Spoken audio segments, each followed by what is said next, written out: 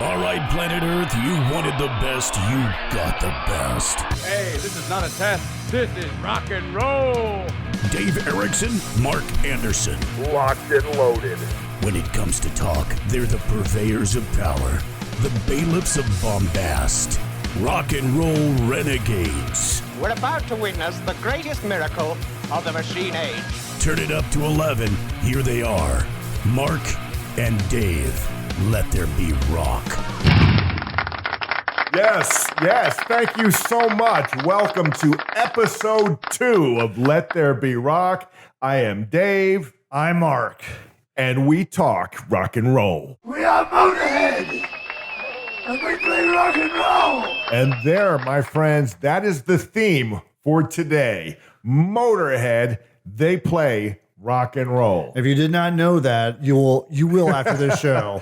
Motorhead. You know, last week we talked about the influence that AC/DC has on rock and roll. All of those bands that were influenced by AC/DC, who go on record saying they are, will also tell you that they're influenced by Motorhead.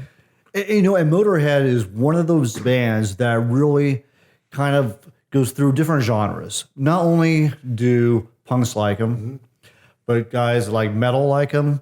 I mean, even like speed metal people like them. There are no lines really for Motorhead. Definitely not. No. It's all blurred into one just rock and roll. You know, the thing about Motorhead, and I think you've already touched on it, if you're not really familiar with Motorhead, hey, you know what? I'm glad you're listening to this podcast, okay? Yes. Because you really need to know about Motorhead. And if you already know about Motorhead, then I think you would agree that this is a band that, and Lemmy hated that they were often referred to as heavy metal, because Motorhead is not heavy metal. Motorhead is not speed metal. Motorhead is not punk. Motorhead is just rock and roll. I think that they have qualities of those other genres in them. Yeah. But you hear the punk, especially just the vibe, and the attitude. You could hear the speed in there. You can also hear straight up rock and roll. Yeah, it's interesting because they do have elements of all of those genres, and they're accepted by people in those genres. And a lot of those punks back in the day, especially, maybe not so much now, they were very insular in that if you weren't, if you had long hair, you were rejected. If you had long hair, you seemed like you came from that classic rock era, or you were a traditional heavy metal person, you weren't really accepted into that scene. Right. Whereas Motorhead, for some reason, I mean, they had long hair, they had all that, but they were accepted by punks. And they were accepted in the metal community. It's just crazy, man. They're the band that kind of, when you go see them in concert, they just do what they do, and they do it perfectly. Or did, I hate to say. Well, God rest Lemmy's soul. He died December 28th, 2015. Lemmy, if you're not familiar, Lemmy Kilmister was Motorhead. I mean, he was Motorhead. He sang, he played bass, wrote the songs. He was Motorhead. Without Lemmy, there is no Motorhead. And will never be Motorhead now.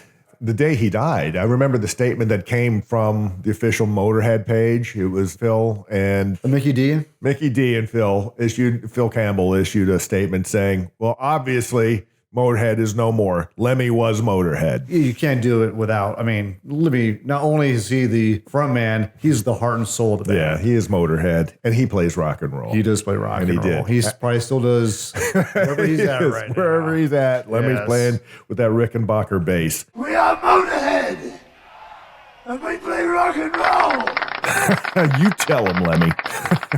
That guy. And we all know that guy, we're Motorhead, we play rock and roll. That's the Lemmy that we all know. But if you really want to know Lemmy and see the other side of him, a really cool side, and see just kind of what makes him tick, you've got to get that documentary film. It's called Lemmy. And that'll tell you everything you need to know about a pure rock god. It used to be on Netflix. Don't know where you can find it now, but do whatever you need to do to find Lemmy. You got to watch this. It's badass. Yeah. It tells you everything you need to know about Lemmy. And then some. And he was back in a band called Hawkwind. Which is more of a psychedelic band. I'm trying to recall the story about whether he quit or got fired. He got fired. Yeah. That was for, I believe he was using a lot of psychedelics. Right. So Lemmy got kicked out, so he comes out of Hawkwind, names the band after a song he wrote called Motorhead. Filthy Phil on drums. That's right. Fast Eddie Clark on guitar. And Fast Eddie Clark on guitar, Lemmy on bass. And think about it. Is there a more perfect band name for that band than Motorhead? That's like the coolest. That's like one of the coolest names, period. Motorhead, if you put on Motorhead and nobody tells you that it's Motorhead, you know it's Motorhead. That, to me, is the sign of just a fine, fine rock and roll band. If you can put on a song, nobody tells you who it is, but you can tell just by listening. Right. That is right their legacy. And there's nobody. There are bands like, and we talked about AC/DC last week, about how there are other bands that sound like them or that are influenced by them. Motorhead certainly is influential, but there's not another band. You can try all day long to copy Motorhead, unless there's a band that I've not heard of. There is not a single band in rock and roll that sounds anything like Motorhead. No. Hell, I don't even hear any tribute bands do Motorhead. No. Because you can't do it. Are there Motorhead? Nobody would even attempt it. No. Because this would be too difficult. No, it's not. There are no Motorhead tribute acts. And there shouldn't be. There shouldn't be. No. They would butcher it completely. Yeah, it'd ruin it. It's weird. Lemmy couldn't sing, but he could. It's weird. You know what I mean? Technically, he can't really sing, but he can. Right. Yeah. He used the tune to carry his talking voice. I mean, you're not going to want a guy like, look, Bruce Dickinson from Iron Maiden is not going to sing Ace of Spades and have it. It's just not. Rob Halford's not going to be able to sing Damage Case. He could sing it, but it's not going to be Motorhead. I kind of want to see that now. Yeah, how cool would that be? That'd be awesome. But my point is, nobody can cover Motorhead. You just can't. No. They were one of a kind. Yeah, unless you do something opposite. Let's say you went out and you had you're in a bluegrass band and you do bluegrass versions of Motorhead, or because there are albums I've heard bluegrass versions of AC/DC. I have too, right. And Rolling Stones as well. It's pretty funny. Yeah, country, bluegrass, blues, CBGB, whatever. But Motorhead, I don't know if they ever played CBGB, but they could have. They should have. They should have. Yeah, they were that vibe. Which we didn't even talk about in the last episode we did, that AC/DC once played CBGB. That's right. That's in right. a surprise gig in 1977. They went out and another band that somehow remarkably was accepted by the punk community. A sign of a great band, right? Most definitely, yeah. But Motorhead's sound is different. All right, so is it Lemmy's voice? Is it the bass? Is it the guitar playing? Is it the drums? Or is it the songs? What is it about Motorhead that makes them so extraordinarily unique? Yeah, I think it's all the individual parts. Yeah. I think you put them all together because you have, especially the classic lineup with Phil and Eddie, where you had Phil was kind of like a Keith Moon on steroids, which is kind of already hard to say because Keith was already crazy. Yeah. So you put that in the mix, and then you have Fast Eddie Clark, who was a great guitar player, mixed with Lemmy's bass playing and singing. It was like the perfect combo. And in that documentary, I like when Lemmy illustrated how his bass playing is different than most rock and roll bass players. And he was like, well, most bass players play like this. And it was like very doon, doon, doon, whatever, in a very clean bass tone. He goes, whereas he's plugged into a giant Marshall amplifier, a huge 100-watt head and all that. And he played it like a guitar more so than a bass. He did, yeah. And so that gives it a very defined sound combined with the voice. But you're right. I think it's all the individual parts. But nobody played a Rickenbacker bass plugged into an electric guitar amp the way Lemmy did with the distortion on. And all right, we just found a clip of Lemmy demonstrating his unique bass sound. Check it out. Most bass players sound like this. Whereas I sound quite different.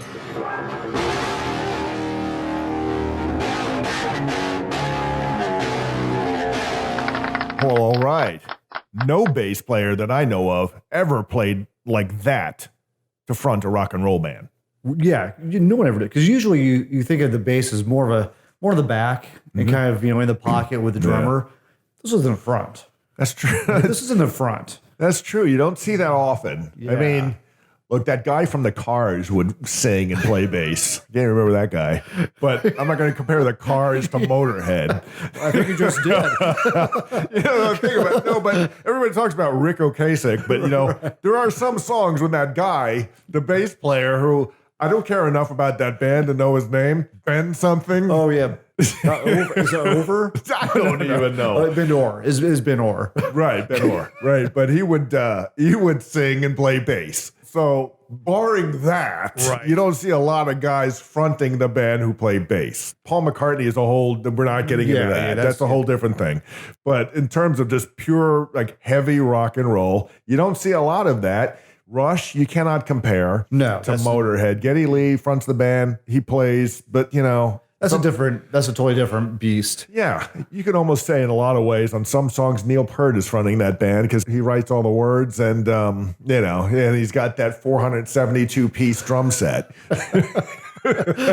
Very true. That's true. But in terms of just pure heavy rock, Motorhead is the only one where I can think of the bass player is so prominent and he doesn't really play a traditional backline bass. Right.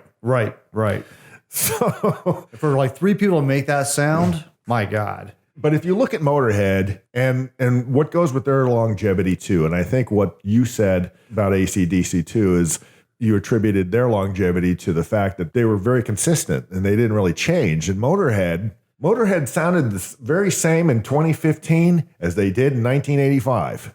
Exactly. Yeah, they did. There was, you still had that same quality, even when the musicians were changed out. From Filthy to Mickey, and also from Phil from Fast Eddie Clark. Right. They still had, nothing was changed is because Lemmy was there, and that was the sound that you came to know and love and expect.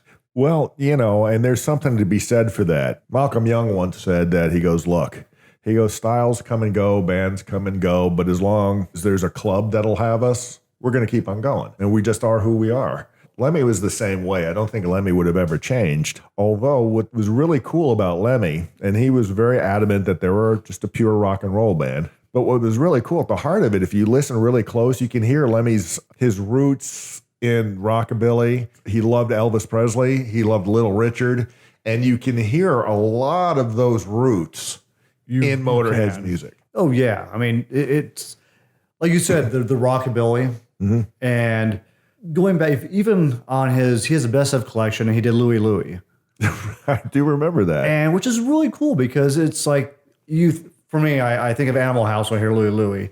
And then you hear his version when he does it. It's just so like gritty and just like out there. It's so cool. Well, he's done a lot of covers. I heard he did a cover of Long Way to the Top by AC/DC. I have not heard that. Which you got to listen to that. That's probably on YouTube somewhere. He did a cover of Sympathy for the Devil on the last record they did on Bad Magic. That's right, he did. I forgot about that. Stones classic. He also did, I think he did God Save the Queen. He did, and actually they have a great video where he's on a trailer, flatbed trailer, I think going down the streets of London singing that song. I wonder if that was some sort of homage to the Pistols having done that song on a boat going down the River Thames. I didn't even think about that. I bet you're right. Yeah, I bet you're right. when they did that during the Queen's Jubilee. That's right. In 77. So and then Lemmy had that rockabilly band called Headcat with was it with Slim Jim Phantom or the guy it wasn't Slim Jim. It was a guy from the Stray Cats, not Brian Setzer, not Slim Jim. The other guy. It was the other guy. Whoever the other guy was. It was him. Lee Rocker. Lee Rocker. It was Lee Rocker. Golly, Mark. Come on, man. We know this stuff. But you got to appreciate the fact that he had these bands. And then if you go back to that documentary, I think he was playing with Dave Grohl. Gosh, I can't remember, but they were slamming through a rockabilly song. That's right, they were. I do remember that. And that was just the coolest thing. Lemmy is he's probably the coolest rock star in the history of rock stars. I agree. He was who he was. And he wasn't pretentious. He was just this guy that goes out there, he plays rock, and he was one with the fans as well. One time, I remember I went down. I was a big fan of a band a lot of people don't remember called the Donnas. And they were like a chick version of the Ramones, right? They're all Donna something. Donna S, Donna Art, whatever, right? And they had their moment there for a while in the early 2000s. But the guitar player from the Donnas went and formed a cover band where they would just play classic covers of heavy rock songs. So they were playing a gig at the Roxy in LA. I was in LA at the time. I go down there, and for people who might not be familiar with Los Angeles, the Roxy sits right across the parking lot from the Rainbow, which was Lemmy's favorite hangout in all of LA. If you wanted to ever meet Lemmy, all you had to do, if they weren't on tour, Motorhead wasn't on tour, you just go down to the Rainbow, you could meet Lemmy. So I'm at the Roxy watching this band. They were called the Chelsea Girls. So I'm watching this band, they're slamming, right? And like midway through the set, singer goes, "Hey, we got a big surprise for you." And out from the curtain walks Lemmy. Comes in Lemmy. Wow. There's Lemmy with his Rickenbacker bass. And of course, I'm like, with my buddy, I'm like, "Oh my God, it's Lemmy! It's Lemmy!" I'm going crazy, right? The crowd's going nuts. I'm screaming, "It's Lemmy!" So Lemmy comes out, he plugs in, and they slammed into Ace of Spades. Wow. That must have been incredible. Well, yeah, it was like 200 people. It was like nobody there, right? So it was a couple hundred people, and Lemmy is just, they slam out Ace of Spades, and he's like, "Thanks, everybody," whatever. And that was it. He laid down Ace of Spades, and he split. And it was the coolest freaking thing, man. I mean, that's like a once in a lifetime, experience. Who experienced? You and 199 other people got to see that. Yeah, no, that was one of the greatest rock moments I've ever had. I mean, because I was just watching a cover band, some chick from the Donnas, for crying out loud, and Lemmy walks in and he does Ace of Spades. It was unbelievable. That's so cool. Well, riddle me this, Batman. Okay, why Motorhead? As you know, Motorhead. They play rock and roll. We are Motorhead, and we play rock and roll. The Rock and Roll Hall of Fame has yet to induct Lemmy Kilmister and or Motorhead into the hall. I can think of very few things that are as annoying as a rock fan than something like that. I really think, and I had talked about this with my wife the other day about how political it is. I think it's kind of like the Grammys or the Oscars, where they don't know. They really don't know what is right and what is wrong. You have people like Madonna in there, and it's like Donna Summer. Exactly. It's like, that is not rock and roll. No. But you leave Motorhead out, Judas Priest out, Iron Maiden out. It's like they're not in touch with what is really rock and roll. No, I mean, I don't know if I want to live in a world where James Taylor is in the Rock and Roll Hall of Fame. I don't. But Motorhead isn't. Right. You know, like Motley Crue's not in, and they've said, Nikki Sixx has said, look, that's just a made-up thing anyway. Who cares? And I think he's kind of right. I mean, I think they're doing it for the people, and I think originally maybe the intent was good. But over the years, how they have totally just passed on all these bands that should have been in there a long time ago. You know, unless they get protests, like it took forever for Rush to get in. Well, yeah. And that's like, what? We can talk about that at length in another episode because, you know, I sit back and they wait until Joey Ramone is dead. And then they induct them in after he dies. And I'm like, it's like, come on. This should have been the first ballot, man. Yes. The Ramones. Yeah. Look, I know maybe people aren't agree with me on this one, but I believe the Ramones are the greatest American rock and roll band of all time. They were fantastic. They were this underground band that so many people respect.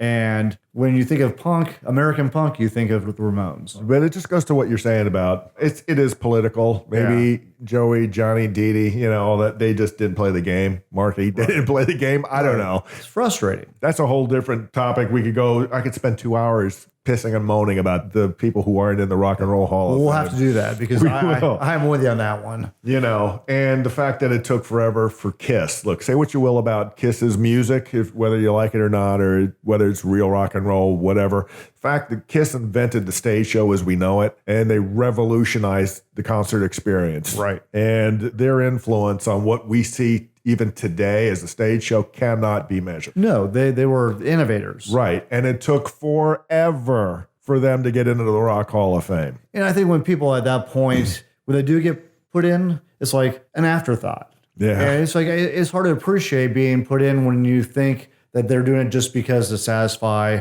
all these people that are saying, hey, they need to be in. Yeah. Over and over and over again. That's true. But then, you know what? And what I appreciate is a band like the Sex Pistols, they didn't go. They got inducted, and Johnny Rotten sent a letter instead and said, you know what? Screw you people. You wouldn't know rock and roll if it hit you in the head. And you're trying to, it's nothing but a political game for big wigs and a moneymaker. And the fact that you're trying to charge us to come to our own induction is ridiculous. Because you have to pay, if you're in a band, you have to pay for your seat at the table. That is ridiculous. Yeah, so Johnny Rotten told him to stick it. Yeah, as he should. Yeah. And that's typical Sex Pistols too. That is. You go against the grain. Would you expect anything less? No. I mean, come on. No. By the way, this is not even Motorhead. On a side note, while we're on it, real quick, Sid Vicious was not the bass player for the Sex Pistols on the album. That was a guy named Glenn Matlock who wrote those songs with Steve Jones. He played the songs on the album. Glenn quit, and then they got Sid Vicious. He was a buddy of Johnny's, and they put him on. He couldn't even play bass. Really? Yeah, so Glenn Matlock was the bass player for the Sex Pistols. I just wanted to make sure that you guys knew that. I had no idea. I'm glad I know that now. Yeah. I had no idea. Yet somehow Sid Vicious ended up with a gold record. Nobody knows how. He wasn't on the album, so he didn't know how to play bass. That is very interesting. So anyway, talk about influential bands. Doesn't get too much more influential than the Sex Pistols. No, it does not. Again, you know what?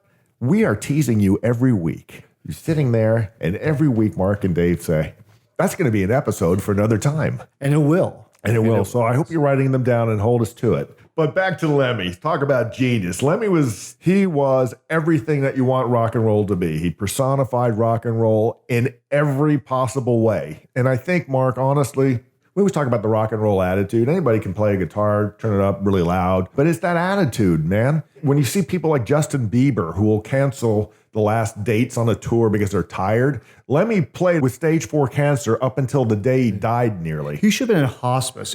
Seriously, I have the video of that last, I think it was his last show.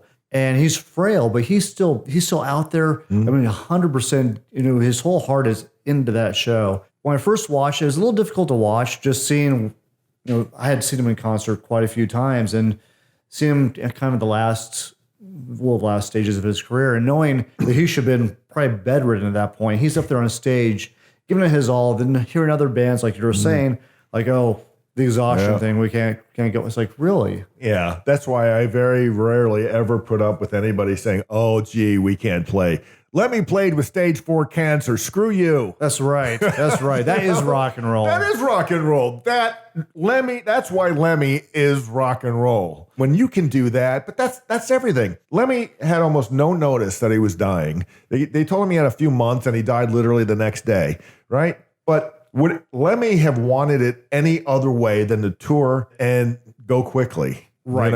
Yeah, I think if that is the way he would have wanted it. Lemmy, to me, will always be the standard that I measure other bands. I just think that Motorhead is misunderstood by a lot of people. A lot of people don't know that Lemmy wrote songs that were hits. He wrote songs for Lita Ford. He wrote songs for Ozzy Osbourne. Yeah, I was going to say, not even like the hard stuff either. No, Mama, I'm Coming Home. Right. Which he wrote. And he said he made more money on that song with Ozzy than he did with all the Motorhead records.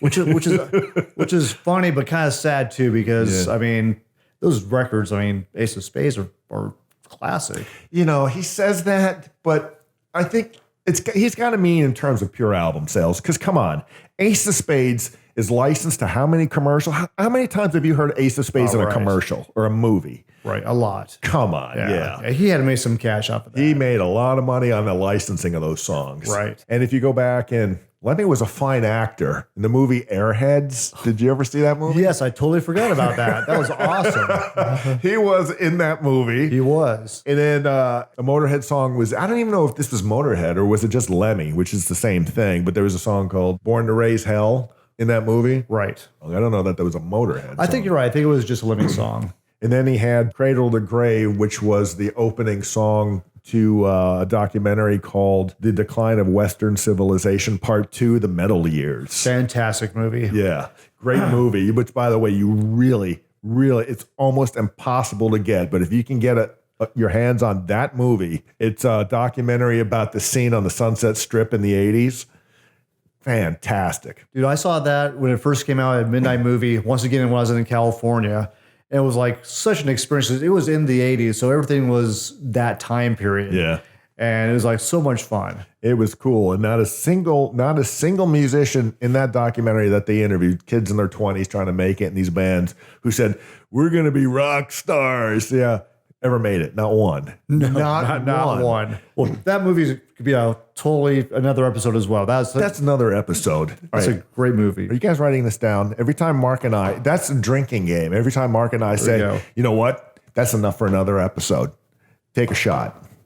You will barely make it through one of these things without getting drunk. You will not. Look, rock and roll, man, is limitless. It is. Oh, by the way, I don't know if you noticed back on the shelf we have here in our studio, we have a little doll, a Lemmy figurine. He's looking over my shoulder, actually. Lemmy, I hope you're proud of what we're talking about. He's like, I don't know what you guys are talking about. You guys, it's just rock and roll. You don't even know the essence of who I am. I don't know. Is there anybody who can take the mantle, do you think? Oh, boy, I don't know. He's so singular. It's just difficult to think of anybody who could assume that mantle in hard rock genre. You were talking about Dave Grohl earlier. Mm-hmm. I mean, I think he has that presence where he has a pure rock presence. Yeah. And I really, really respect him a lot. So maybe as far as like longevity and keeping true to who he is, but as far as like being like a Lemmy, that's I don't know. Tough. That's really tough. That's really tough. Yeah, he just to have somebody who can he transcends his band, he transcends their genre in so many ways, and he while at the same time embodying the genre. It's a different level. It really is a different level. It's not just the music, but it's like the person. Yeah, that kid from Greta Van Fleet. I don't think he's. Yeah, I don't. No. I'm looking at the ones coming up. I don't think. I mean, really, the dude from Shinedown, Sully from Godsmack. I mean, there's nobody. There ain't nobody. No. and those are definitely not even in that same breath. No. I don't think there is anyone. And they would be the first to admit it. I would hope so. And nobody can pull off a General Lee Confederate jacket quite like Lemmy. And get away with it. And get away with it. And get away with wearing Daisy Dukes. Oh. Did he really get away with that? That was Do you want to be the one who tells him, hey, true. Lemmy, don't wear those Daisy Dukes. You look like an idiot. I think Scott Ian kind of did. Scott Ian did. He's like the only one that had the balls to call him out on that. Scott Ian, being a rock star himself, can go up and maybe kind of gingerly say something to Lemmy about these Daisy Duke shorts he would wear. But me, as a fan, I don't know if I could even get a picture with Lemmy because I'd have been so terrified of even speaking to him. His presence was pretty huge. It was huge. Yeah. It's like the time I saw Angus eating at a restaurant, and I'm like, oh, it's Angus. Oh my God, I'm so nervous. What do I do? I don't even know what to say. Oh God. You're immediately like 10. But rest in peace, Lemmy. Yes. And long live Motorhead. And, yes, rest in peace. And that's how we'll wrap up this episode of Let There Be Rock. I'm Dave Erickson. Mark Anderson. Back at you next time. You've been listening to Mark Anderson and Dave Erickson's Let There Be Rock podcast. Awesome. Mark and Dave's opinions are theirs, and not necessarily those of whoever runs whatever platform on which you're listening. But if you don't agree with them, you probably listen to Justin Bieber. What an idiot. Let There Be Rock is an Anderson Erickson production. Rock and roll!